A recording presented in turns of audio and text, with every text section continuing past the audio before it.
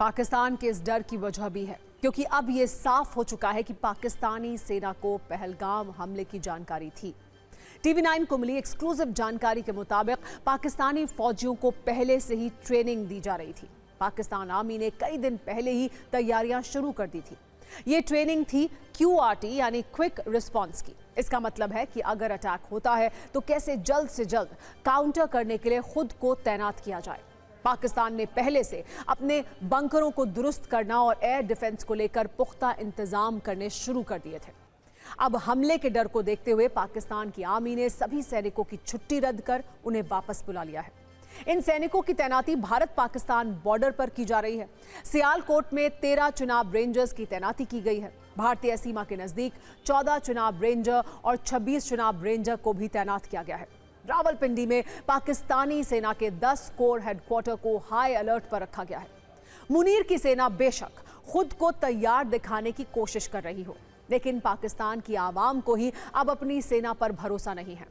Pakistani media में यह चर्चा आम है कि इस बार भारत सिर्फ सर्जिकल या एयर स्ट्राइक नहीं करेगा, बल्कि इससे कहीं बड़ी कार्रवाई होगी। पाकिस्तान के एक्सपर्ट अनुमान लगा रहे हैं कि भारतीय सेना इस बार LOC पार करके आएगी और भारत का टारगेट अब पाकिस्तानी कब्जे वाले कश्मीर को वापस लेना है। वहां के एक्सपर्ट और आवाम खुद ये मान रहे हैं कि अगर युद्ध हुआ तो पाकिस्तान की सेना नहीं टिक पाएगी।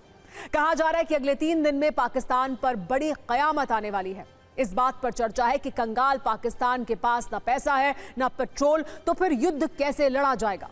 पूरे पाकिस्तान में दिख रहे दहशत वाले इस रेड अलर्ट को इस रील से आप भी समझिए। पूरे पाकिस्तान में खौफ का माहौल है। आवाम से लेकर हुकूमत और फौज तक हर कोई सहमा हुआ है, लेकिन सबसे ज्यादा कोई सहमा है तो वो है हाफिज सईद जैसे आतंकी। हालात ये है कि ISI ने हाफिज सईद को एबटाबाद में आर्मी के सेफ हाउस में शिफ्ट कर दिया है। उसके आगामी कार्यक्रम रद्द कर दिए गए हैं, यानी वो कुछ दिन सेफ हाउस से नहीं निकलेगा। जैश ए मोहम्मद के मुखिया मसूद अजहर को भी अंडरग्राउंड कर दिया गया है। शहबाज सरकार की पूरी कोशिश ये है कि ये आतंकी सेफ रहें। हालांकि भारत के तेवर और तैयारी को देखते हुए ऐसा लगता नहीं है। अब ये आतंकी मास्टर ज्यादा दिन सुरक्षित रह पाएंगे। पाकिस्तान जानता है कि अगर भारत ने कुछ करने की ठान ली है तो उसे ऐसा दर्द मिलेगा जिसका कोई मरहम नहीं है।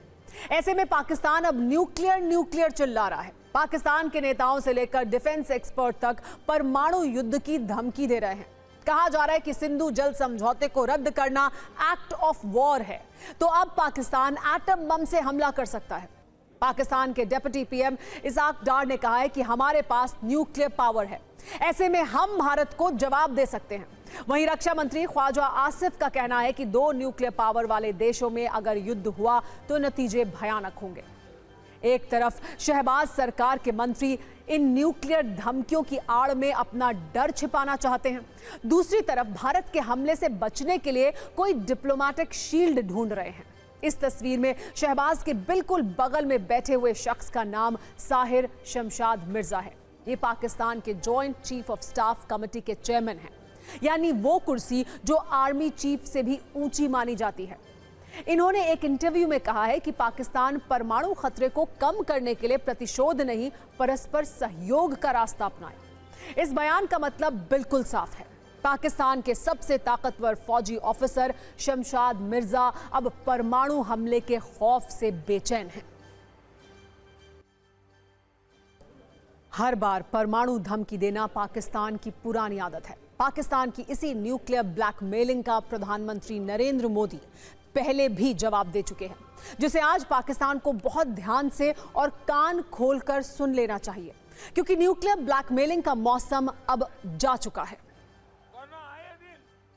भारत ने पाकिस्तान की धमकी से डरने की नीति को छोड़ दिया। ये ठीक किया ना मैंने? वरना आए दिन हमारे पास न्यूक्लियर बटन है, न्यूक्लियर बटन है, न्यूक्लियर यही कहते थे। हमारे अखबार वाले भी लिखते थे पाकिस्तान के पास भी न्यूक्लियर है। तो हमारे पास क्या है भाई? ये दिवाली के लिए रखा है क्या?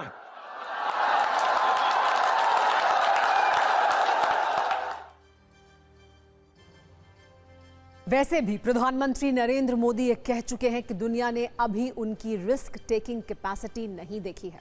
अगर पाकिस्तान नहीं माना तो उसे क्षमता 21वीं सदी के इस 25वें साल में ही देखना पड़ेगा और इसका परिणाम बहुत बुरा होगा।